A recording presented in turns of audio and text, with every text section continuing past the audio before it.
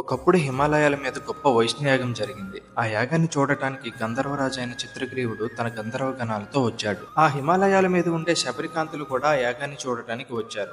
శబరికాంతుల సౌందర్యం చూసి గంధర్వులు కామ వశీభూతులయ్యారు. అది గమనించిన మహాదేవ మహర్షి కోపగించి సభా మర్యాదను అతిక్రమించిన దోషాన మీరంతా శబరిజాతిలో జన్మించండి అని చెప్పించాడు. గంధర్వులంతా శబరులుగా జన్మించారు. వారి నాయకుడైన చిత్రగ్రీవుడు శబర నాయకుడిగా జన్మించాడు. అతని రాణి చిత్తి, రెండవ భార్య చిత్కల. ఈమె శివభక్తురాలు.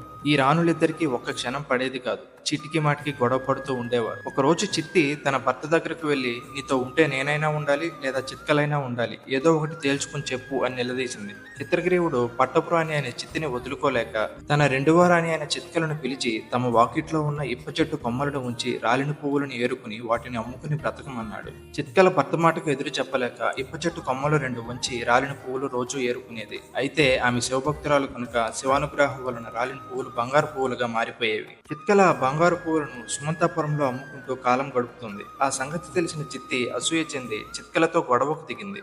విసుగు చెందిన శబరి నాయకుడు సవతుల గొడవకు ఆ ఇప్ప చెట్టు కారణమని తలిచి ఆ ఇప్ప చెట్టు నరకడానికి సిద్ధపడ్డాడు. అప్పుడు మహాశివుడు రౌద్రాకారంతో ఆ ఇప్ప చెట్టు మొదట ప్రత్యక్షమయ్యాడు. అది చూసి చిత్రగ్రీవుడు మూర్చపోయాడు. అప్పుడు శివుడు వారి ముందు ప్రత్యక్షమై శబరి రూపులైన ఆ గంధర్వులకు శాప విముక్తి ఇచ్చాడు. ఆ విధంగా మాధుకు వృక్షంలో సాక్షాత్కరించిన మహాదేవుడే మన శ్రీముఖలింగంలో మాధుకేశ్వరుడిగా వెలిశాడు. ఈ నెల 28వ తేదీన మన శ్రీముఖలింగంలో జరగబోయే చక్రతీర్థ స్నానాలకి ఎవరైతే వస్తున్నారో కింద కామెంట్ చేయండి. అలాగే మన శ్రీకాకుళం గురించి ఇలాంటి మరిన్ని విషయాలు తెలుసుకోవాలి అంటే మీరు కూడా నా ప్రయాణంలో ఉండాలి మరి.